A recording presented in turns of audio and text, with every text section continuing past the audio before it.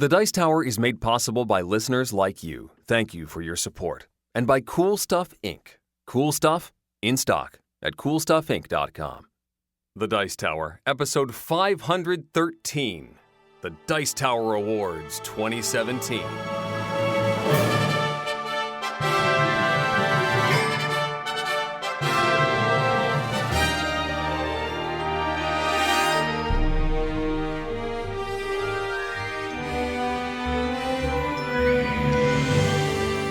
Welcome to The Dice Tower, a podcast about board games and card games, and especially the people who play them.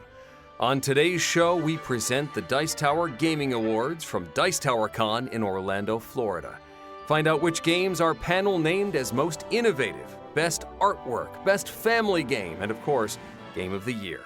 I'm Eric Summerer, and here's your host, the Mickey Mouse to our band of animated broomsticks, Tom Vassell. Hey, we're super glad that you are spending some time. You could be playing games here with us tonight. It's really weird. This is our 10th one now. Has it been that many? Yeah. That's crazy. Of course, except most of them we just did as a podcast that we recorded and talked about. I guess that's true, yeah. We did all different things. One time we got together with other podcasters, had them record clips. That was fun to put together. Yep.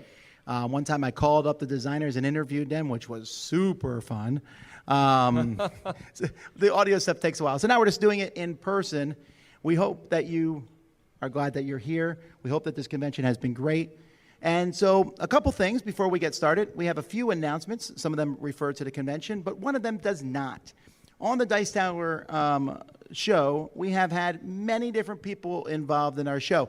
Recently, we have done a switch where we dropped our contributors and we added a rotating third co-host. But we've had many great contributors over the years, and one of them is here with us today. Yes, is Mr. Brian Counter in the audience tonight? Oh Brian Counter is right over here. Now, Brian did a segment on our show for how many episodes? 5 years worth. The Cult of the Old. That's right. Called. And so... Yeah, Brian has a milestone coming up that we wanted to highlight. Tomorrow, I believe, Brian has a 50th birthday. Is that correct?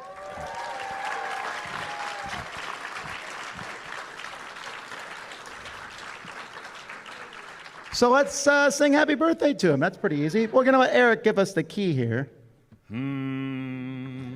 Happy birthday to you. Woo! Happy birthday to you. Happy birthday, dear Brian. Happy birthday to you.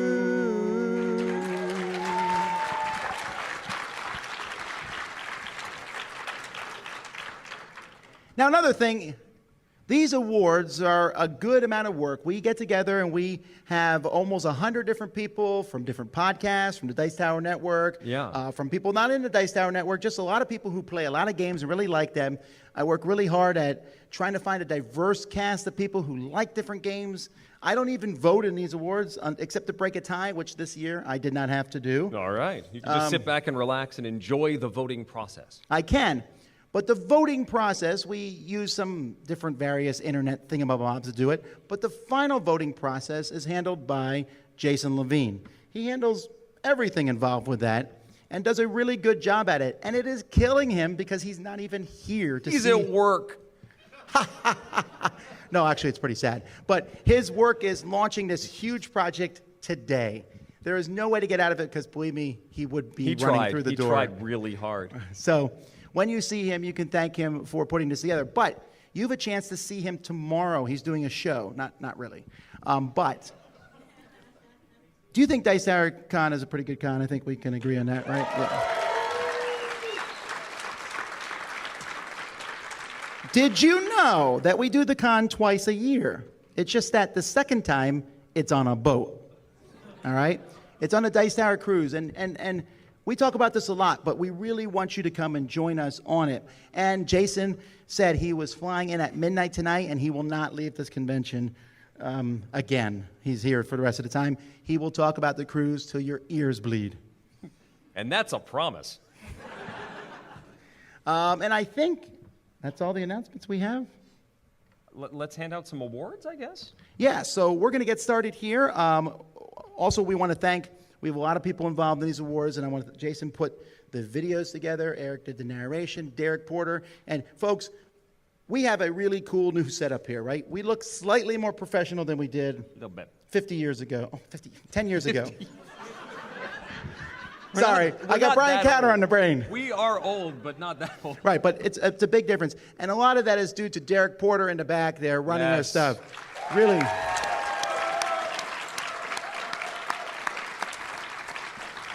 It's really exciting where we're going. Of course, we're not, there's going to be hang-ups and there's still mistakes being made, but there's, even from last year, there's a big change. So we're really thankful for that. Yeah. So we're going to get started here with the best artwork. And for that, our presenters are the Dukes of Dice. Alrighty, and this is for all presenters as you come up. Don't forget to talk directly into the mic so people can hear you. Into the mic. Yes, well, Okay, you don't into the need to, mic. but no, you do. I do. So this is not your first Dice Tower Con, right? This is our third Dice Tower Con, in fact. Wow. Yeah. Wow. Well, one of you has been like traveling around the world or something. That would Yeah. be me. And you came back for this? I did. Just for this. He's leaving on a plane to Thailand tomorrow. What? No, not really. That's complete lie. Oh. Completely 100% That was a great made up. story, though. He was gone for 14 weeks. So I had to do everything for 14 weeks. You do everything anyway. Were you hosting the show solo, or were you recording remotely? No. Oh, who, him? Oh, no. No, he was out of it. Is the show no, better? We had a great rotation of media guests every other week, and then we had some local Duke City locals that helped us out on the off weeks. So it was awesome. All right. Well, we're talking here about artwork in games. I think we should all agree that artwork, unless you like, Eric, and like splatter games, artwork is very important in a game. Splatter's good. Splatter's good. This is the one. This is the one award splatter will never win. Yeah, all right, okay? fine. Okay, okay. Let's All tell the right. truth here. Fine. But I mean, artwork is a big deal, right? Oh, absolutely. And I think this year was a really diverse selection of nominees. I mean, all the different art styles are completely different. And one game that inspired, or one set of artwork that inspired the entire game, which is pretty interesting. So that's how important artwork can be. And I think the artwork category gets tougher every year. I mean, because for all these, there's a lot of people who are still not hiring good artists, but most of the companies are doing a fantastic job. You know, there's just some companies that every game they do, I just can't wait to look at the cards and the things that are on it. Yeah. Yeah. Yeah, absolutely. All right, well, should we take a look? All right, so the nominees for Best Board Game Artwork are... Best artwork. Arkham Horror: The Card Game, illustrated by Christopher Hosch, Ignacio Bazan Lozano, Henning Ludvigsen, Mercedes Oppheim, Zoe Robinson, and Evan Simonet. Published by Fantasy Flight Games. Innis, illustrated by Dimitri Bilar and Jim Fitzpatrick. Published by Madigo. Islebound, illustrated by Ryan Lockett. Published by Red Raven Games. Kanagawa, illustrated by Jade Mosh. Published by Yellow. Scythe, illustrated by Jakub Rosalski. Published by Stonemeyer Games. All right, well, let's see here. These, you really sealed these. Yeah, this is the thing they do at all award shows. They're like, these envelopes are hard to open. It's to add to the suspense. And the winner is... Scythe. Illustrated by Jacob Rozelski, published by Stonemeyer Games. Scythe nominated for 5 awards tonight. This marks the most nominations of any game in 2016. The first Dice Tower Award for Jacob Rozelski and for Scythe. Yeah, now, I mean, the Scythe artwork has been incredible. I don't think anyone from Stonemeyer Games is here. No, we'll make sure anyone who's here is welcome when your award is called to come up, and we have a microphone on the podium to accept your award if you'd like to. If not, we'll give it to you at Gen Con, I'm sure, or the next time we see you guys. But the artwork for Scythe was phenomenal. Beautiful. Unbelievable. Yeah. Fantastic. As soon as I saw the artwork for the game, I wanted it. I didn't know anything about the game. It just was amazing. In fact, my screensaver at home is mostly, well, not mostly. There's a lot of Mostly really, Scythe artwork? there's a lot of really weird stuff, but there's a lot of Scythe stuff on it. Am I lying, Sam? Why does Sam know? Well, okay, never mind. Because they used to work in that room. Yeah. I own Okay. the art book for Scythe. It's gorgeous. All right. Well, Just gorgeous. congratulations to Stonemeyer Games, and thank you guys. Thank you, gentlemen. Thank you. Here to present the best board game production, we have Roy Canaday. Oh, we're tagging in and out? Okay, that's a thing. Now, Roy is one of the most non-excited people in our, Oh, yeah, our very network. calm. I always sit still all the time. Yeah, you should be bouncing as we do this. So, I knew that you would be really good in this award because you like production, right? For real, yeah. I definitely think production makes a game a lot, and it gets me excited and pumped about playing games. So I'm definitely excited to do the best production. Are you do you paint miniatures like the other guys do? Yeah, I like painting miniatures. Like, miniatures make me really excited about games, and I'm not very fast, especially not as fast as Vernon or Rob or anybody like that. I don't think but Vernon is cheating with some time continuum type He's thing. got a time turner that he just He uses. jumps in the TARDIS and goes back and then paints some more, and then... I don't know what he's doing, really. I think when he sleeps at night, he's trained. He just paints, sets them aside, and he sleeps and gets it done. But yeah, I think that production in games is something that can really get you excited, especially if you're excited about thematic games. It really brings out the theme in a game, can really make the game come to life. All right. Awesome. Well, you shouldn't open that yet until we actually say who the Should do nominees the are. nominees first. Nice. So the nominees. Best Board Game Production. Conan, designed by Frédéric Henry, Antoine Bouza, Pascal Bernard, Bruno Catala, Prague, Ludovic Maublanc, and Laurent Bouchon, published by Monolith. The Others, designed by Eric M. Lang, published by Cool Mini or Not. Mechs vs. Minions, designed by Chris Cantrell, Rick Ernst, Stone Libran, Prashant Saraswat, and Nathan Tiras, published by Riot Games. Scythe, designed by Jamie Stegmaier, published by Stonemeyer Games. Star Wars Rebellion, designed by Corey Kineska, published by Fantasy Flight Games. That's a tough category, man. Yeah, it is. For sure. Lots of great games. This is the most exciting part. Awesome. And the winner is Mechs vs. Minions.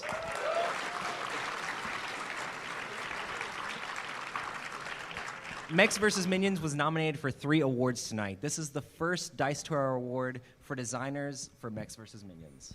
Now, this is one of the categories. I mean, the other 4 games were amazing. Yeah, But when we first opened the box for Mechs vs. Minions, I almost fell over. Well, I think that's the point.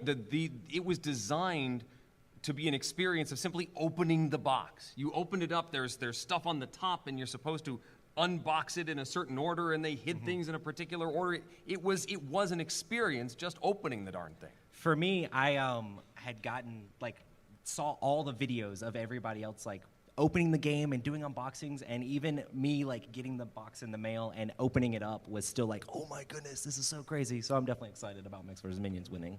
All right, well, congratulations to Riot Games. Thank you, Roy. All right, our next presenter is Gary Pope to talk about Small Publisher. Now, for the small, those, let's give him a hand.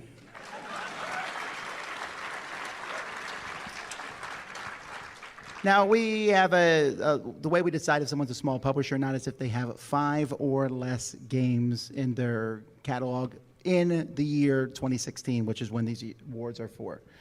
And do small publishers get enough love? Nowadays, they kind of are with Kickstarter and everything like that. It's some of these small publishers, when they make games, it's almost as if they already have been making games for years at this point, it seems.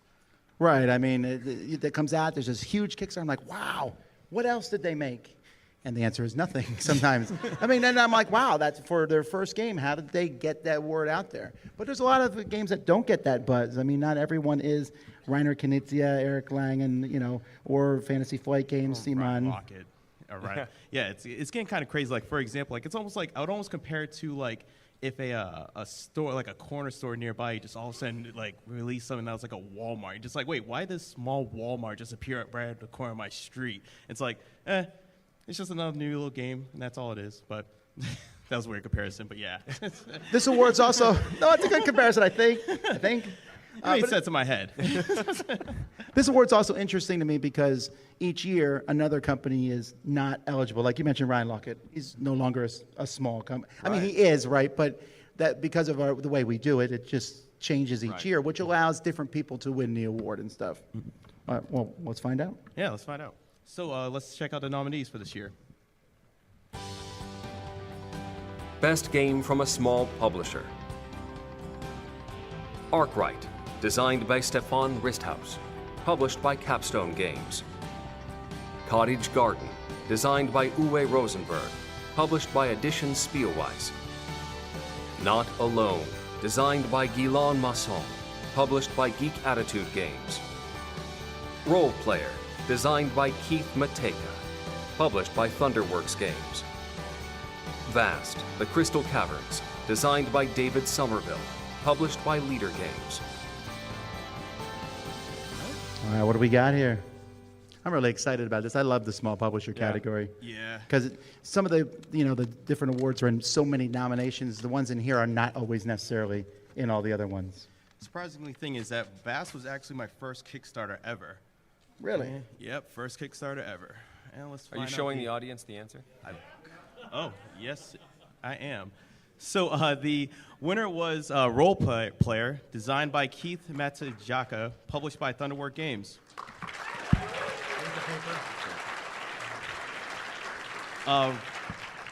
Role Player is actually nominated for 2 awards tonight, and is actually the first Dice Tower Award for Keith Matsujaka and for Role Player, actually. So That is pretty exciting, right? I mean, Role Player is like the very definition of the kind of game I think wins the small publisher, right? I didn't know this company at all. I got the box, and I was like, we'll see. And I was really delighted to play this game. yeah, it was really surprising. I mean, that game when it came out, also when I saw it for the first time, it seemed like one of those games where it was just like, this is going to be a very bland game where I'm probably just going to check it out and then walk away from it and never play it again. But it's still around. It's actually a really good game, too, on top of that. Right, and they just did the Kickstarter for the expansion, which did smashingly well because the base game was so good. Yeah. I don't think they're here tonight. Someday they'll all be here. All right. But congratulations to Role Player. Thank you, Gary.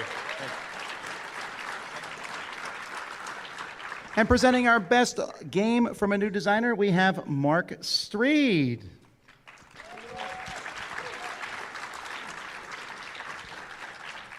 Now, new designer is always a tricky one to house someone a new designer, and sometimes people have won the award and people said, what? How did that happen?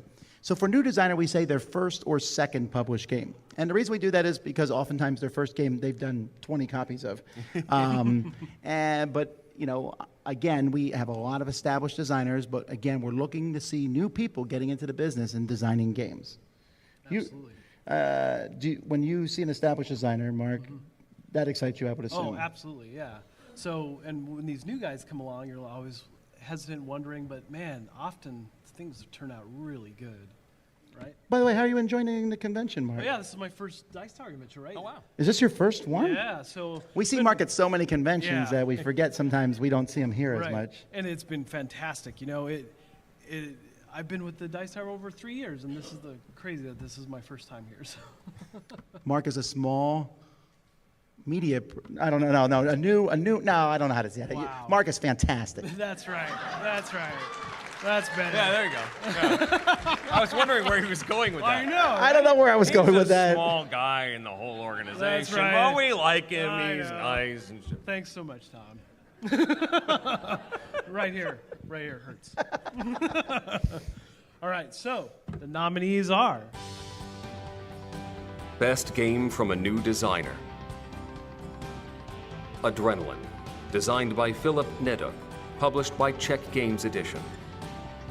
Kingdom Death Monster, designed by Adam Poots, published by Kingdom Death. The Manhattan Project, Energy Empire, designed by Luke Laurie, published by Minion Games. Terraforming Mars, designed by Jacob Frixelius, published by Stronghold Games. Vast, The Crystal Caverns, designed by David Somerville, published by Leader Games. Those are some pretty solid games for first or second design. absolutely. All right, you ready for this?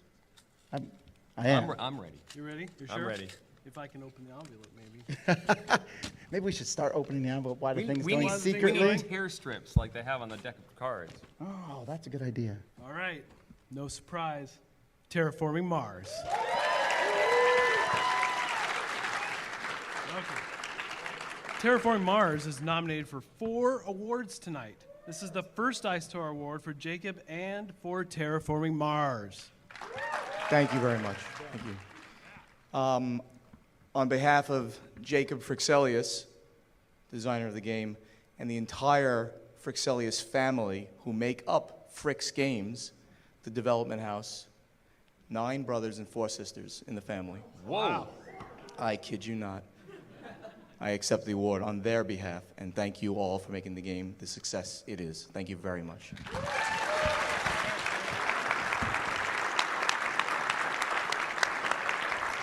Thank you, Mark. Yep, you bet. Thank you, Mark. All right, now to present our best 2-player game, we have Spencer and Laura from Married with Board Games. Hello. Hi. Welcome. This is exciting. This is the first time I think you guys have been on our show. First time being here, first time on the show. Lots of and- first times. It's very exciting. Yeah. I'm so excited. All Is right. there confetti? No, nothing. No, Oh, on. we'll do that. No, you know what? Steve Avery ruined that. Because we found that when you shoot something all over the stage, that you then have to clean there's it a up lot of afterwards. cleanup involved. Yeah. They did that silly string thing, what, a year and a half ago? And, It's still burned into my memory. yeah, sorry. Is that a sore subject Yeah, we there? were picking it out of the microphones. It was- Ah, that's a No. bad idea. All right, so Yeah. 2-player games. Two-player Yeah. games, yes, and the nominees are Best 2-player game. 13 Days, The Cuban Missile Crisis, designed by Asker Harding Granerud and Daniel Skold Peterson, published by Jolly Roger Games. Arkham Horror the Card Game, designed by Nate French and Matthew Newman, published by Fantasy Flight Games. Codex, Card Time Strategy, designed by David Serlin, published by Serlin Games. Star Wars Destiny, designed by Corey Kineska and Lucas Litzinger, published by Fantasy Flight Games. Star Wars Rebellion, designed by Corey Kineska, published by Fantasy Flight Games. All right. And the winner is... Star Wars Rebellion. Do we have any little factoids time? Oh, there they are. There we go. Star Wars Rebellion is nominated for 4 awards tonight. This is the first Dice Tower Award for Star Wars Rebellion. This is the 5th Dice Tower Award for Corey Konietzka. He previously... There's more. Oh, Hang yeah. on. Okay. I'm getting there. He previously won for Best Board Game Component, Star Wars Imperial Assault in 2014. Best Game of the Year, Star Wars X-Wing Miniatures Game in 2012. Best Production Value, Star Wars X-Wing Miniatures Game in 2012. And Best Productions Values, Mansions of Madness in 2011. You know, Nice. Corey Kineska is one of those designers that people don't know as well. He doesn't, when he walks down the street, doesn't get like the people don't know. Right. But They he know has his done a work. lot of great stuff, all right? A lot of the great games from Fantasy Flight. And this, I mean, man, Star Wars Rebellion, Fantasy Flight has the Star Wars license, right? And, like, oh, what are they going to do next, But they took Star Wars Rebellion, and it was Star Wars in a box. It really did a good job at bringing that to life. Seen it played here, just a really fun game. Have you guys played it? We haven't, but obviously with everything that Corey has racked up as far as Dice Tower awards, yeah. Awards and whatnot, we definitely need to get on that. That's right. This is a learning moment for all of us. Yes. Hey, All righty, guys. Well, thanks so much for coming on. guys.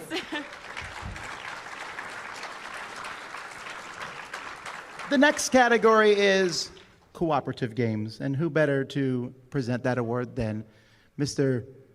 Z? I'm giving you time to get to the front, Garcia.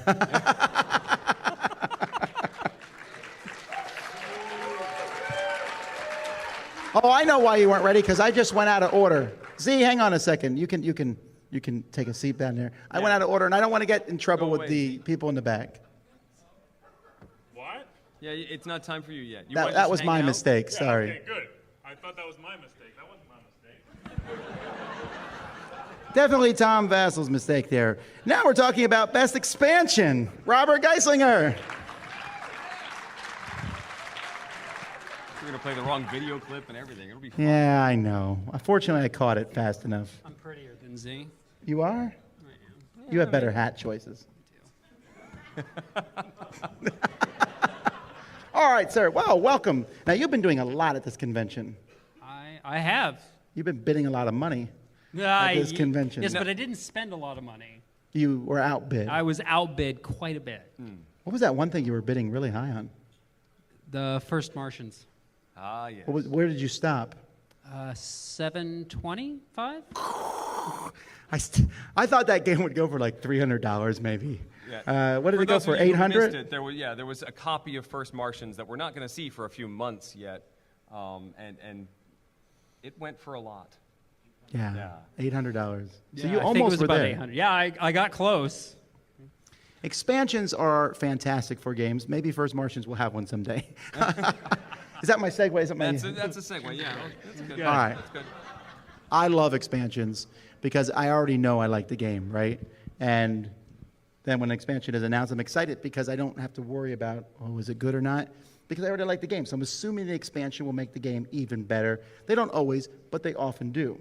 Right. Normally, that's the thing. Expansion. If I'm getting expansions for something I already love, and it's just going to make it that much better, hopefully. But I love expansions. I love getting them. I love opening them. I love adding them in, and then Thomas will break your heart. But I love then sorting them back out after I'm done playing, back into their original box and putting them on the shelf next to the base game. That doesn't break my heart. It's just a waste of your time. That's amazing. I do it every time. I admire your patience.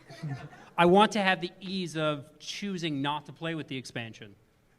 Is that your favorite part of expansions? Do not that playing with them? when it's mixed in. Well, the nominees are Best Expansion. Seven Wonders Duel, Pantheon, designed by Antoine Bouza and Bruno Catala, published by Repos Production. Scythe, Invaders from Afar, designed by Jamie Stegmaier, published by Stonemaier Games. Stockpile, Continuing Corruption, designed by Brett Sobel and Seth Van Orden, published by Naboo Games. Time Stories, Prophecy of Dragons, designed by Manuel Rosua, published by Space Cowboys. Time Stories, Under the Mask, designed by Guillaume Montiage and Manuel Rosua, published by Space Cowboys. see how I open that envelope nice and easily. And the winner is Seven Wonders Duel Pantheon, designed by Antoine Bauza, Bruno Cathala, and published by Repos Production. You put the white paper down. There's a white paper. This is the second Dice Tower Award for Seven Wonders Duel. They previously won last year for Best Two-Player Game. This is the fourth Dice Tower Award for both Antoine Bauza and Bruno Cathala. They previously won together last year for Best Two-Player Game, Seven Wonders Duel. Bruno has also previously won for Best Strategy Game, Five Tribes in 2014, Best Party Game, Dice Town in 2009, and Antoine has also previously won for Most Innovative Game for Rampage in 2013, and Best Game of the Year for Seven Wonders in 2010. Quite the pedigree. Yeah, really it is. I mean, this was an expansion that people were really pumped about when it came out because the base game was so popular. Very rarely does the two-player version eclipse the original game, but I think in this case it may have done so. Wow. I prefer it hands down over the original. You know, I think I do too. What about you, Eric? I don't own it. Shame. Have you played it? Yes. Oh, okay. Because you're about to get a whole bunch of people offering to play you here. Yeah. No, I've played it. I just don't have a chance to play it very often, so it's not in my collection. Eric, see me after the show. Okay. What's going to happen? All right. Well, thank you, Robert. And now to present Best Party Game, we have Crystal and Ambi from Board Game Blitz. Which, if you look online, you can see them in a music video. Yep, there's Yes. dancing and singing and everything. We got permission from the band Sweet to parody Ballroom Blitz, so that's on our YouTube channel. Does that make it official, like it's part of the Sweet canon now? Well, based per their manager, I guess so. I didn't know that I just assumed most people did parodies, never got permission. You don't. There's argument that fair use laws cover you when you're parodying music, but we figured Weird Al Yankovic is a big. I love You're a him, fan so of I him. figured I wanted to go his route and ask for permission first. Wow, and so was it hard to do? No, we just emailed them, And they said yes. and they said yes. We actually did Wow. this before we started our podcast. Like 2 years ago or something, we decided on the name and decided we were going to do this parody. Step 1, name. Step 2, song parody. Yes, pretty much. Wait, Step when three, did you actually release the When did you actually podcast. do it? It was What, just the- recently, right? Right, Oh, we yeah, didn't. yeah. We did the podcast for 9 months before the three of us ever met in person. Our co-host Cassidy isn't here today, but we had never met in person when we started doing the podcast. Well, no, that's fair because we didn't meet Well, either, we right? hadn't, yeah. Well, no, before we started doing the podcast, we had met once. Did we? Yeah, at Origins. We announced that we were doing the podcast together at Origins. We had been working together online for some time. Okay, but this isn't about us. This is about them. Yeah, okay. All right. Well, that's fantastic. We're talking about party games here. I've always felt party games are like the game that a lot of gamers online like look down on party games, which is crazy because they're the most played category of board games. true. I mean, more than anything else, my family and other people I know will play a party game. How can we look down on something that brings so much fun? Boo to you. I'm getting rantish. They're Sorry. games that you can play with literally anyone, and that's a Yeah. really cool Well, there's thing. some unfun people that Right. would not play a party We games. don't count them. That's right. But I think this is the only category where I've played all of the games and enjoyed them. Oh, we chose Yes. the right people for the We category. both Yeah. played all 5 games and like them. So. Oh, nice. Yeah. All right. So let's see what the nominees are for best party game. Best Party Game. Captain Sonar, designed by Roberto Fraga and Johan Lemonnier, published by Matago. Codenames Pictures, designed by Vlada Vatia, published by Czech Games Edition. Happy Salmon, designed by Ken Gruhl and Quentin Weir, published by North Star Games. Junk Art, designed by Jay Cormier and Sen Fung Lin, published by Pretzel Games. Secret Hitler, designed by Mike Boxleiter, Tommy Morangis, and Max Temkin, published by Goat Wolf and Cabbage. You can't get that right, Eric? Somebody read the wrong thing. I don't know. Huh. As far as the audio listeners know, though, we sit it just right. Everything. That's right. The audio podcast, they're fine. And the winner is Captain Sonar.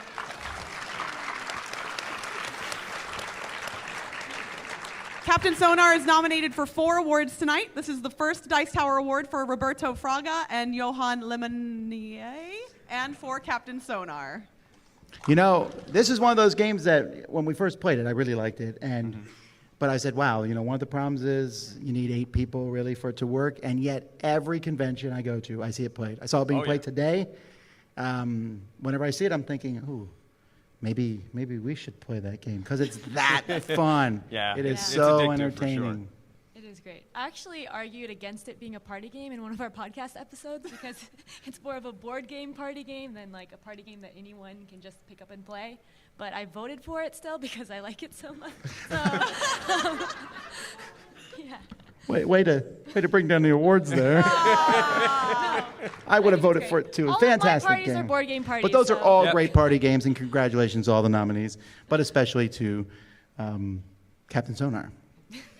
Went out my mind. Thanks, everyone. Thank you, guys. All right, to present Best Reprint, we have Hunter and Rebecca.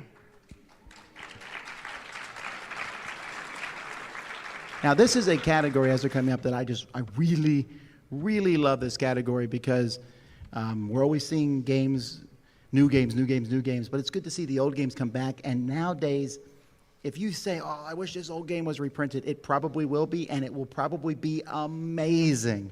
The reprints that are being done these days are phenomenal. Yeah, Of course, a lot of people don't even know they're reprints. Yeah, Rebecca and I got into gaming like 8-9 years ago. Some of our favorite games are reprints. War of the Rings, Through the Ages, things like that. Those are some of our favorites, reprints. We are firm believers in Vassal's Law. Yes. Yeah, because it's true. Yeah. Well, no, but I mean, really, I joke about that, and it's not a law, blah, blah, blah, blah. But really, if a game is good enough, some publishers are going to be like, I can make money off that, and they'll reprint it. But I'm just pleased that they're not just thrown together these days. Yeah. They're really thought through. Sometimes they streamline the rules a little bit. It's just really exciting to see these new reprints. Right. Beautiful. And the nominees are Best Reprint.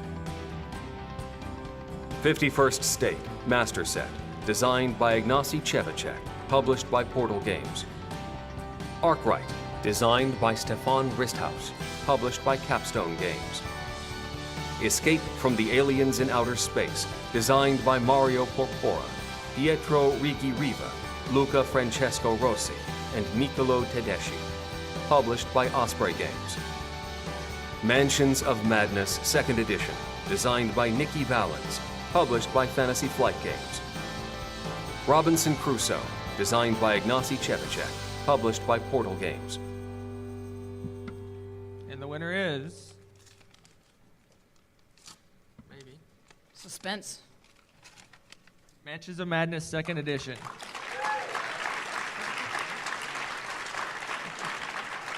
Mansions of Madness 2nd Edition is nominated for 2 awards tonight. This is the second Dice Tower Award for Mansions of Madness. It previously won for Best Production Values in 2011.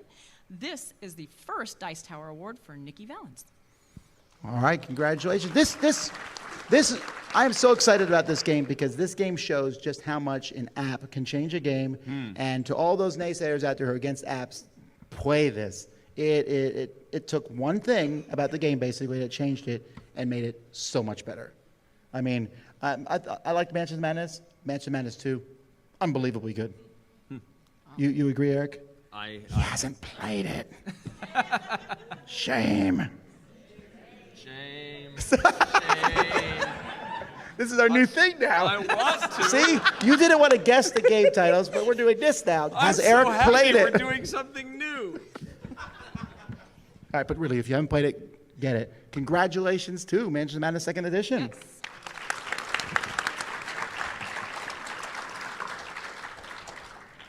Okay, now I'm correct. I know this. Best cooperative game, Z Garcia.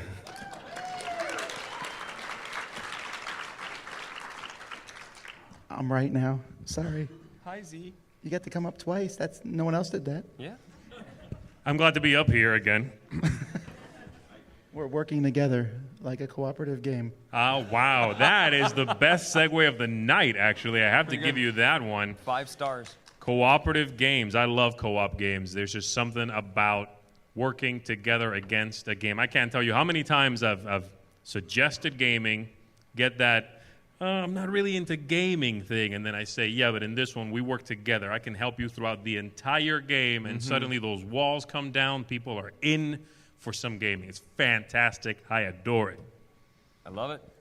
All right. So with that, here are the nominees. Best Cooperative Game. Arkham Horror the Card Game, designed by Nate French and Matthew Newman, published by Fantasy Flight Games. Harry Potter Hogwarts Battle, designed by Forrest Pruzan Creative, Kami Mandel and Andrew Wolf, published by USAopoly. Mansions of Madness 2nd Edition, designed by Nikki Valens, published by Fantasy Flight Games. Mechs vs. Minions, designed by Chris Cantrell, Rick Ernst, Stone LeBrand, Prashant Saraswat, and Nathan Tiras, published by Riot Games. Pandemic Reign of Cthulhu, designed by Matt Leacock and Chuck D. Yeager, published by Z-Man Games. All right, and the award goes to... Let's get that in there. Yeah, get that sound effect. Okay. Gotta do this. Do you need help? We can work together. No, I just don't want... I'm hiding He it. wants to collate I'm under not the table. changing it. I'm just hiding it. Da-da-da-da-da.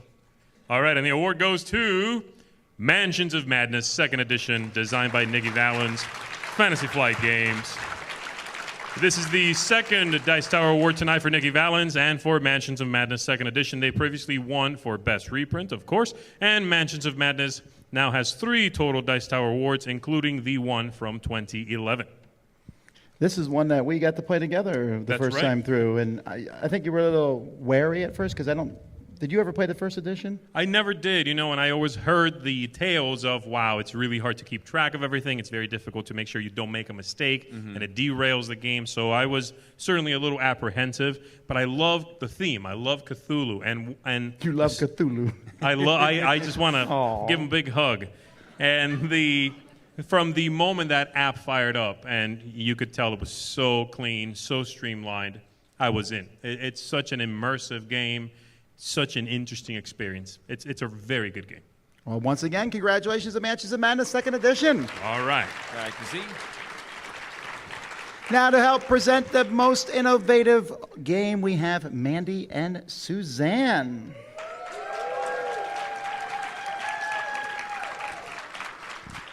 They're very popular. Yeah, they are very popular. I love innovation. I love... The game innovation? Well, yes, that's true, too. We actually auctioned it off earlier with all the we expansions. did. You got to read them all. I did. But, so many companies make games that are the same again. It's good to see new stuff, I think. Oh, I hate new stuff. New stuff is boring. No, I'm kidding. I just want to actually take a second and thank Eric for all of his efforts to pronounce these names correctly and completely relieving the pressure on the contributers. Thank you so much. This is beautiful. I'm still going to get an email that I did a couple wrong, right? but way more correct than I think the collective us would have accomplished. So thank you. Yes, exactly. There were a lot of emails back and forth with publishers over the last week or two. Yeah, I'm really glad. I'm the gladdest. Because as good as I am at pronunciation, Eric's slightly better. Slightly. I'm going to let that go. Yeah. Thank you. So you guys having a good time here? So good. This is my first Dice Tower Con, and I'm losing my voice. No. Again. No. You know what this means? It just means you need to go to more cons to get that used to that talking the whole time. I think I'm talking too much. Maybe that's what it is. Got to work that muscle, drink a lot of water. I know. Yeah, all right. I feel bad. I know. Anyone who went to Origins knows this is better. You sound better than Origins. Yeah, Origins was bad. Well, I'll tell you, this is my 3rd Dice Tower Con, and this still stands up as the best convention that I go to in a year. The people here are amazing. Honestly, all of this, I go to BGG Con, I go to other local cons and things like that. I see people with the Players Wanted signs. The Players Wanted signs go up, and then they come right back down because somebody's run over and is doing that. And I see Teacher Wanted signs going up, and then they come back down because somebody's run over to teach a game. And everybody here is friendly and welcoming. It's really family friendly. I see kids running all around.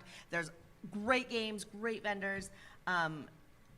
This is, other than the tornado that just hit outside, this is a phenomenal convention. Hardly ever happens. You can still come to the convention. Don't worry. The question is, did it open up some parking spaces? It did not. My car! So most innovative, this is an exciting category. I know. And games are getting more and more creative, and designers are getting more and more creative, and publishers are getting better and better at finding creative solutions to game mechanisms and putting them out there in boxes that we can afford. So I don't know. I thought this year's nominees were great. Yeah, I agree. I like you get the little butterflies in your stomach when you're like, oh, this game's going to be really good. I got that. Cool. All right, so let's take a look at the nominees. Most innovative game. Captain Sonar, designed by Roberto Fraga and Johan Lemonnier, published by Matago. Clank, a deck-building adventure, designed by Paul Denon, published by Renegade Game Studios. Millennium Blades, designed by D. Brad Tolton Jr., published by Level 99 Games. Mystic Vale, designed by John D. Clare, published by Alderac Entertainment Group. Vast, The Crystal Caverns, designed by David Somerville, published by Leader Games. Oh, I'm excited. It's interesting to watch. I don't know if the audience knows this, but it's interesting to watch your faces as you see I the know, nominees right? go Heard some by. clapping. You're very transparent into which ones you like and which ones you don't like. All right, let's open this up. I don't want to do any secret reveals. Okay, here we go. Let's take a look. All right, so I will take that, my darling, Okay. and that is yours. Okay. And the winner is Captain Sonar, designed by Roberto Fraga, Johan Lemonnier, published by Matago. This is the second Dice Tower Award tonight for Roberto Fraga and Johan Lemonnier for très bien. for Captain Sonar. They previously won for Best Party Game tonight, so congratulations. There we go. Yeah, this game is really like nothing I've played at all. Yeah. Super fun. I literally play the same position in that game. It's What do you the play? easiest one where you control ready on to fire on, this control, because everything else is so confusing. But the transparency, the radio operator is so cool. The captain is where it's at. The finding of the path. But you got to play with sound effects. Wait, we have 3 people now. Please tell me you like the engineer. I'm in. All right, Let's do it. Yeah. Let's take it down. All righty, thank you guys. We appreciate it. Thank you. Now to present the best strategy game, we have Brant and Brian from the Portal Game Podcast.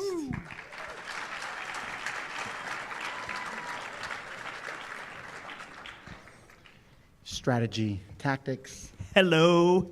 Hello there. Hi. So this is your first Dice Tower Con, correct?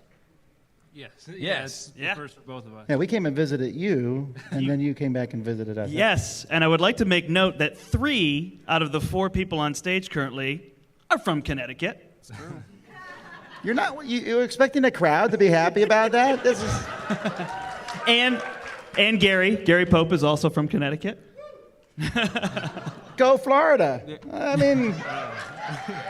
I think we're outnumbered. All right, well. It was worth a shot, though. Nice. Yeah, so we've been playing some strategy games here. Have you? Oh, yeah. Yeah, I've been teaching a lot of heavy games, so a whole bunch of these. So I think this category is kind of fitting for us. I like it. I think it's an important category. We added it because, we do a lot of different things, but I think it's important. Some people are saying, what is that game that offers that deep, crunchy strategy? So. Yeah, we definitely enjoy that. What would you say, Brian? Yeah, no, I mean, I think this is this is up there for me. I mean, these are some of my favorites for the year. So, yeah, I guess let's take a look at the nominees. Best Strategy Game. A Feast for Odin, designed by Uwe Rosenberg, published by Z-Man Games. Great Western Trail, designed by Alexander Pfister, published by Stronghold Games. Psy, designed by Jamie Stegmaier, published by Stonemaier Games. Star Wars Rebellion, designed by Corey Kineska, published by Fantasy Flight Games. Terraforming Mars, designed by Jacob Frixelius, published by Stronghold Games.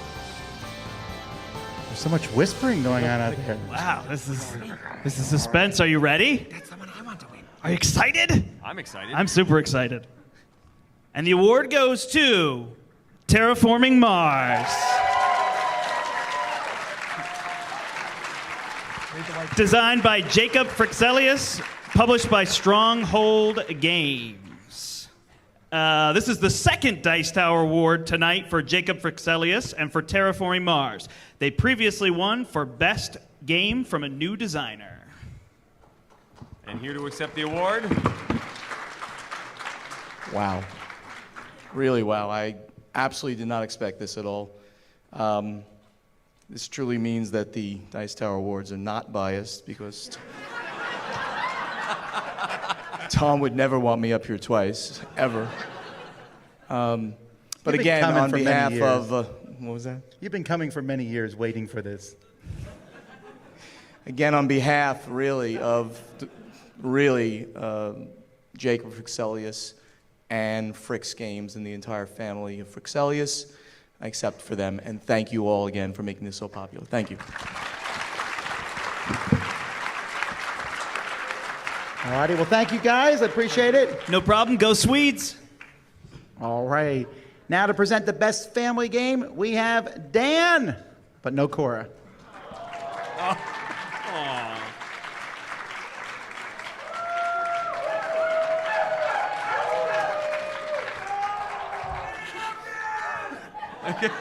What's going on here? Thank you. It's good. Like the whole time Dan's been here, I think he's here. Is Cora here? Oh. Yeah, no one You wants to didn't see bring me at all. Cora? No, yeah. So it's good that they're giving some love to Dan, too. Yeah, I appreciate it. Thank you very much. Have you adjusted to the time change yet? No, not at all. I've had a grand total of 4 hours sleep all the time I've been here. So. But you're still alive. Barely alive. Because they got out here and he's like, we're staying in a murderer hotel. We're not playing these prices. Sorry, that's not really on message, is it? The Great Value Hotel. The Dice Tower Con has amazingly great hotel for the price that you pay. Yep. So family games, this is something that you're excited about because you have a family, yeah. You can see we have this banter planned out ahead of time. No, yeah, family games are great.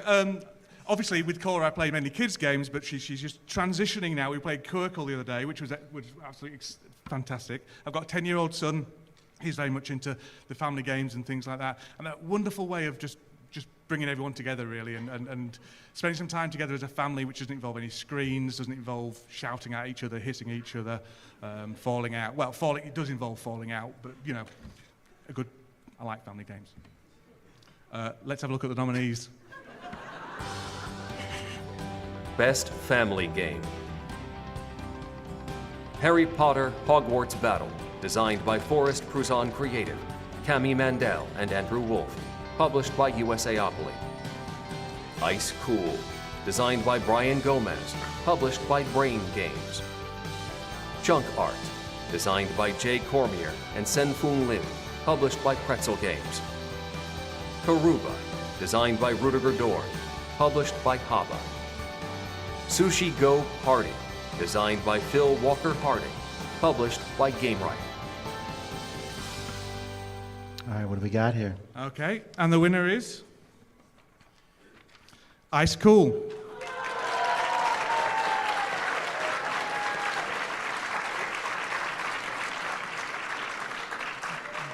This is the first Dice Tower Award for Brian Gomez and for Brain Games. And also, they kind of released at the UK Games Expo, so I'm taking that as a win for the UK. That's true, they did, yeah. Go UK! Woo! I give him the award. He's come up to get it. Hello. Hi. Great. So I actually heard about Ice Cool for the first time on the Dice Tower Network when I was looking at what games I wanted to buy at Gen Con last year. I fell in love with the game, and a month later I took the job for events with the company, and it's an honor to receive the award. Thank you. Congratulations. Thank you, Dan. Go get some sleep now. All right, and now to present Best Theming, we have our very own Sam Healy.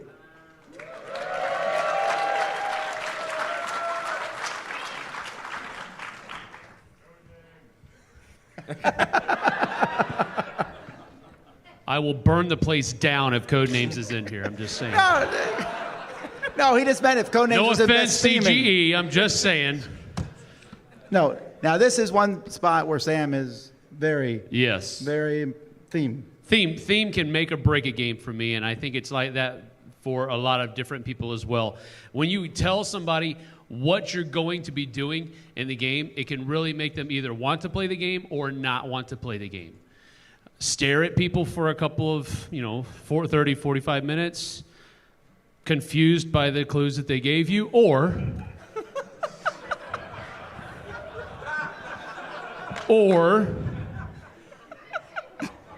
attacking a dwarven stronghold by a bunch of orcs. Also, we'd like to thank CGE for their very large contribution to the Jack Bass Memorial Fund earlier. Hey, I never said I was good at PR. I'm just saying. All right, so yeah, best theming. Theming, I have it hanging, a poster in my corner of the studio. Theme matters. And it matters so much to me, so I'm very, very happy to be presenting this award. So, without further ado, let's take a look at the nominees for this year. Best Theming. Black Orchestra, designed by Philip Dubarry, published by Game Salute. Captain Sonar, designed by Roberto Fraga and Johan Lemonnier, published by Matago. Role Player, designed by Keith Mateka, published by Thunderworks Games. Seafall, designed by Rob Davio, published by Plaid Hat Games. Terraforming Mars, designed by Jacob Frixelius, published by Stronghold Games. And the winner is... Dramatic pause. Captain Sonar, but designed by Roberto Fraga and Johan Lemonnier, published by Matago. It really does just embrace that theme. You know, you feel like you're kind of in a submarine. Yeah, absolutely. That's one of the cool things about it. I mean, without being, what do you call that? Never mind, moving on. This is the third Dice Tower Award tonight for Roberto Fraga and Johan Lemonnier for Captain Sonar. They previously won for Best Party Game and Most Innovative Game this year. So that's a three-peat in 1 year. Not bad. I was not expecting that, honestly. Congratulations again, Captain Sonar. All right, and our final award of the night is Game of the Year, presented by... Oh, us. Yeah. So I'm going to need the envelope, I guess. Yeah. I'm very excited about this. It gets delivered our way. All right. I mean, this was a tough category. This was there were a lot of really strong games. There were very strong ones in each of the categories. It's hard to pick one to be the favorite. I had a lot of trouble with this one. Well, let's find out. Let's take a look at the nominees. Game of the Year. Adrenaline, designed by Philip Netter, published by Czech Games Edition. Captain Sonar, designed by Roberto Fraga and Johan Lemonnier, published by Matago. Cry Havoc, designed by Grant Rodiak, Mikhail Oraz, and Mikhail Walsha, published by Portal Games. A Feast for Odin, designed by Uwe Rosenberg, published by Z-Man Games. Great Western Trail, designed by Alexander Pfister, published by Stronghold Games. Innis, designed by Christian Martinez, published by Matago. Mechs vs. Minions, designed by Chris Cantrell, Rick Ernst, Stone LeBrand, Prashant Saraswat, and Nathan Tiras, published by Riot Games. Scythe, designed by Jamie Stegmaier, published by Stonemaier Games. Star Wars Rebellion, designed by Corey Kineska, published by Fantasy Flight Games. Terraforming Mars, designed by Jacob Frixelius, published by Stronghold Games. Yeah, I'm glad I didn't actually get the vote this time, because that would have been really tough. It is tough. I have no idea who's going to win this one. I might have already seen the You answer. already know. Yeah, I do. All right. And the award goes to... There's a lot of paper. Do I have to read like a million things? I'll do this. The award goes to La La Land, designed by Tom Bassett.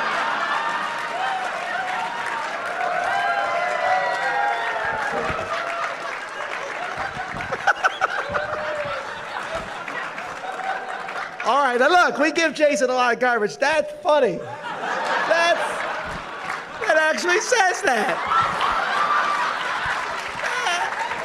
That's amazing. Hold on. There's been a mistake. There's no good way to say this, but the award goes to Scythe. Designed by Jamie Stegmaier, published by Stonemaier Games. This is the second Dice Tower Award tonight for Scythe, that previously won for Best Artwork. This is the third Dice Tower Award for Jamie Stegmaier. He previously won for Best Game Expansion, Tuscany Expand the World of Viticulture in 2014, and Best Small Publisher for Euphoria in 2013. I have no idea what That's all a these bunch of different. extra Yeah, stuff. who cares about That's all like that? credits. I don't know. Okay, but hey, congratulations to the Stonemaier Games again. Fantastic. I see people playing Scythe everywhere. Oh, yeah.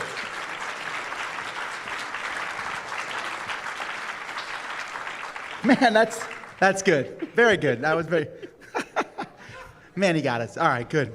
All right, Jason put all that together. We really appreciate that. So big thank you to Jason Levine and for Derek and for everyone else who helped put these awards together. And especially the companies who made the games. All right, so for 15 minutes, we'll do some Q&A. Matt, the mic, grab that mic up there. Sam and Z will come and join us, and we'll do our typical Q&A that we do. If anyone has any questions, Matt will run and let you ask 1 or 2 questions for us. So if you want to ask a question, just raise your hand, and Matt will bring you the microphone. And if no one raises their hand, then we're done. Then we're done, yeah. What's La La Land? Hey, how are you doing? For My Little Scythe, have you guys heard about that being developed? It's a guy in Canada that developed My Little Pony and then Scythe, and I think he's trying to get it more mass-produced, but right now he has it to where you can like download stuff and you can build it yourself. I'm not a real good handyman or about the builder, so is there anybody that can reach out to him in Canada and help him out with producing so it can get mass produced? Because from what I understand, it's supposed to be a really good game in which they dumb it down for the kids and it's all My Little Pony themed. That is definitely the most unusual question we've had at one of these. It's up there, yeah. I mean, I've heard of this thing. You have? Oh, I knew this existed. I just don't, I can't imagine that it would ever happen, that Hasbro would say, yeah, all right, you can make a My Little Pony skin on this hobby board game. It's such a long shot, unless you had someone involved with My Little Pony that was a fan of the game. You might have an inroads, but it would be, I just don't see it happening. Huh. It's developed by the daughter and the father, and she's really into the show. And from what I understand, he's got approval by both the guy that made Skype and the My Little Pony. He has it all printed out. Well, if it happens, it happens, but I'll eat a shoe, I think. I mean, I would be really surprised, I think. But wow, I mean, stranger things have happened You for never sure know. in gaming. Interesting. Stranger Things was a great show. That's a segue right there. Any other questions? I think they're behind you, Matt. Oh. She had her hand up. Oh, great. Oh, okay. Okay. Who had their hand up? Agree. Jason Levine just texted us and said we're doing a good job. Wow, he's working hard. He's watching on the internet. Hi, Jason.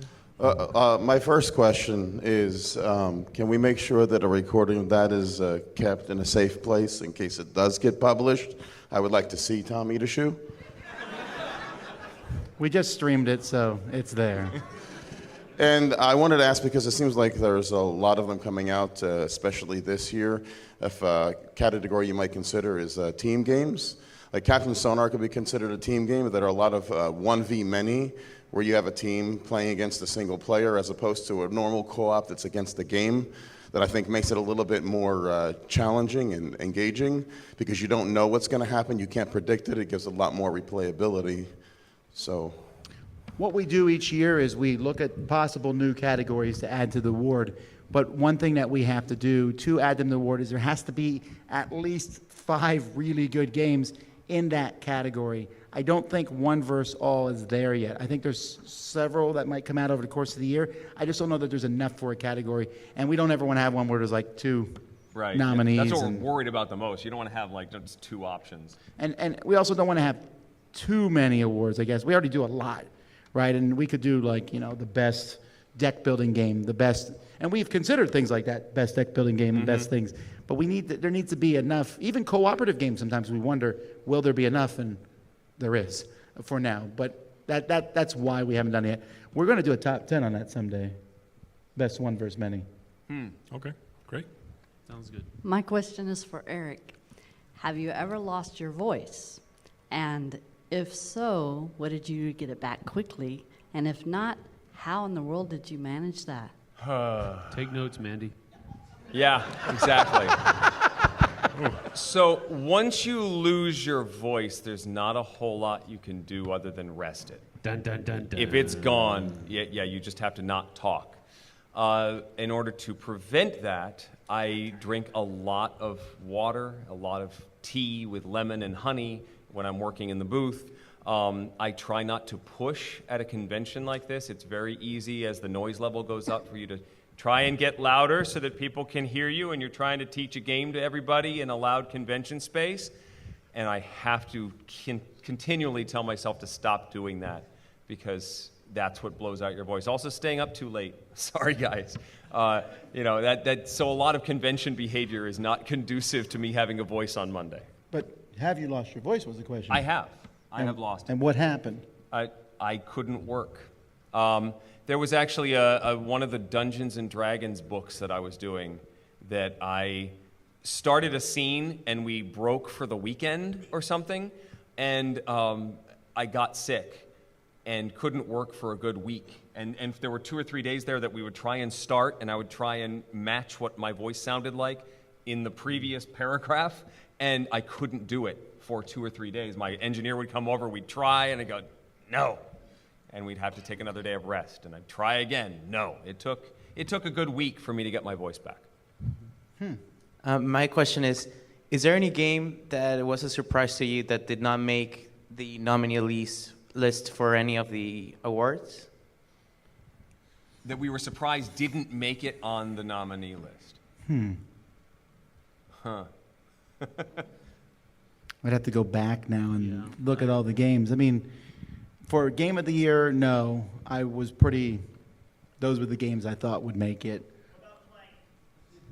Okay, that might be it, maybe. But, I think maybe Clank, I don't know why Clank wasn't ineligible? nominated more. Was that last year? No, Clank was nominated. No, Clank was nominated for one game, but I was surprised it wasn't right. nominated for more. Because Clank just seems to be growing in popularity. I just keep seeing people playing it. I think maybe it's just a slow burn effect that, I think Clank's going to still be around in 5-6 years, and some of these games may not be. But that would be... I don't know. I think for me, maybe Pandemic Iberia. I saw Pandemic Reign of Cthulhu was nominated. What? No, Never mind. I actually agree with you. No. I agree with you. No. I think Iberia was a better game than Cthulhu. Did you see anybody here playing it?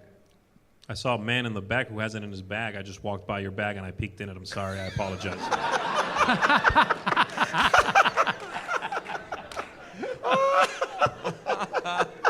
He's creeping on your game, man. He just has this sense that he senses Someone's pandemic. got Iberia around Parents, hide your games. Z Garcia, he is a-coming. Is that a cooperative game? So I'd like to know, if you have any, what would be your favorite educational game, like one for maybe a school setting? Pandemic Iberia. Real talk. Educational game? I want to say Freedom of the Underground Railroad. That's pretty strong. Although it's been used in, upper grade classrooms for that sort of thing. Right. There's teaching guides, I think, for using that. And really, a lot of Academy games would be good for that, because the mechanics that they employ are not that hard to grasp. So you can actually teach them pretty easily. They do give a lot of insight into historical times. So whatever the game is built around. They produce books as well. I mean, that go hand in hand. If I'm not mistaken, they have lesson plans, sort of. I mean, guides to lessons based on a combination of media, written media they produce and board games. So that's a good company to look at. If you're going younger, I really like, I always mention Secret Code 13+4 from Haba, where you're rolling dice and combining them to get past different numbers on your way to a treasure in the center of a laser maze sort of thing. And I like that one for teaching addition, subtraction, multiplication. If you could get a designer, a publisher, and a license and make them into one game to make your dream game, what would it be? That's a cool question. Oh, boy.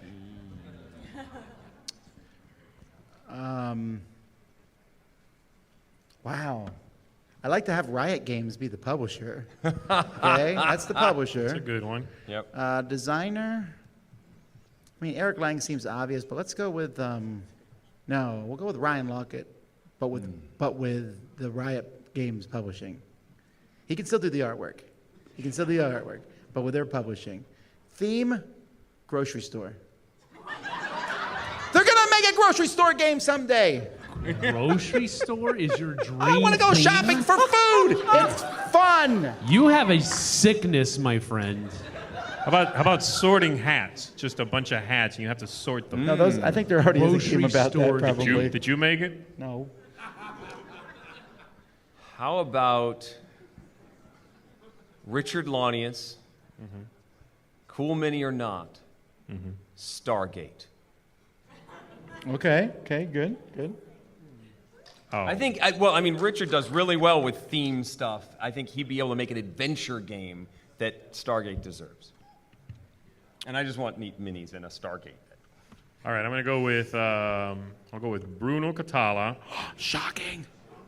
I'll go with yellow, and I'll go with a theme like where you paint murals and you go to like a paint school and you learn how to do paintings. So you basically want to remake Fresco. It's Kanagawa.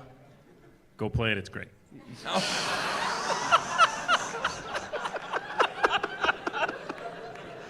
So your dreams have been fulfilled, is what you're saying. You're so lucky. Pinch me. Let's see. I would probably go with. I would imagine, Cool Mini or Not would be my definite go-to at this point as far as overall production value. But I'm going to take a step out. I'm going to say I want Cool Mini or Not to put out a Warhammer 40K game with Eric Lang and Richard Launius as the designers. How come he doesn't get any garbage for saying Eric Lang? Oh. No, you can't give me any garbage. The man's amazing. Just saying. It's good. It's good. I'm afraid of Sam. I'm sitting right here. Were you here for the top 10 list? I'm sitting right here. Yeah.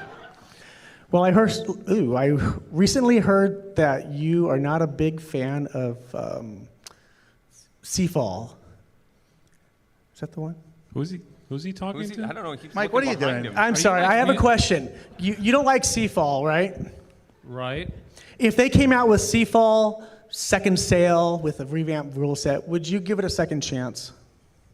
Well, that's a good question, actually. Huh. All right, Mike. Yeah, way to fix that. I would.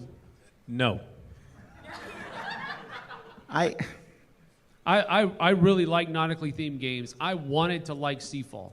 I really wanted to like it. But I just didn't. And if he, fixes, quote unquote, fixes it, and then releases it with a better, I want to give it a try. I think so too, because I think that's like the only Rob Daviau game I've ever played that I didn't like. I mean, he does a really good job on stuff, so I would just assume that they would change some things, take the feedback. Yeah, I would try it. We just have to find someone to replace Z in our Z's game. a one-trick pony. If you got one shot with him, if you don't grab him on the first game, he's out. You know what, though? That is true for me in a lot of games, though. Or There's the some first 12 publishers or games, designers, if I hate their first game, their second one, I'll be like, I don't want to play it. Z, you do it. No, I'm not like that when it comes to someone's career. They're learning. Your first game is probably not going to be your best game ever if you make several games. But a game that you could take another stab at, especially a game as large and as involved as Seafall, they'd have to change so much that no, I'm not going to try it again. They would have to rewrite literally the book. So no. So close-minded. All right.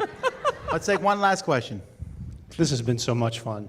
My first day at the con, I'm so glad that I took my advice of my friends who back in November told me to buy tickets. And so I just enjoyed it so much so far. So I thank you so much for all that you do.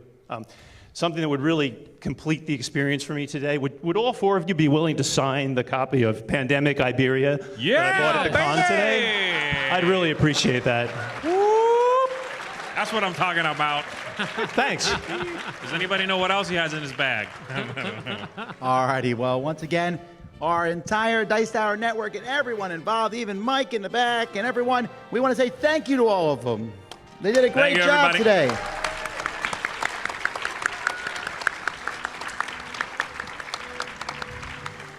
And until next time, I'm Tom Vassell. I'm Eric Summerer. I'm Z Garcia. And I'm Sam Healy. And you've been listening to The Dice Tower. Thanks for listening. Promotional consideration has been provided by game publishers in the form of review copies of games. This episode was recorded on July 7th, 2017, in front of a live convention audience. Next week, it's a new special guest armed with a new top 10 list. Support for this podcast comes from listeners like you. Thank you for your continued support. And speaking of support, the Jack Vassell Memorial Fund is dedicated to providing support to members of the board gaming community in their hour of need. Find out more about the fund's mission and how you can help at jackvassell.org. The Dice Tower is produced by Tom and me, with production assistance from Itai Perez, Derek Porter, and Rob Seary. Our theme was composed by Timothy Pinkham. The story of what happens when Sam drops a banana peel on the floor provided by Z-Fall.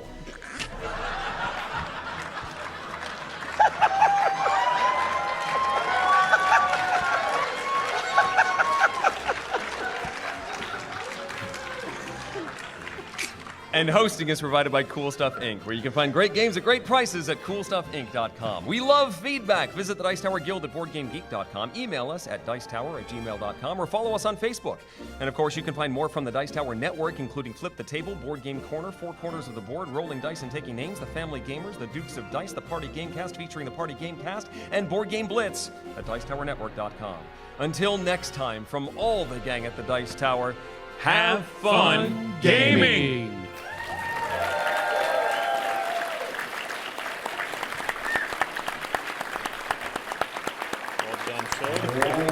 Thanks so much, guys. Have a fantastic night. We'll see you tomorrow, maybe at the flea market. And have a great big day tomorrow. Great big day. Great big day. Great big day. It's a great big day at the Dice Tower.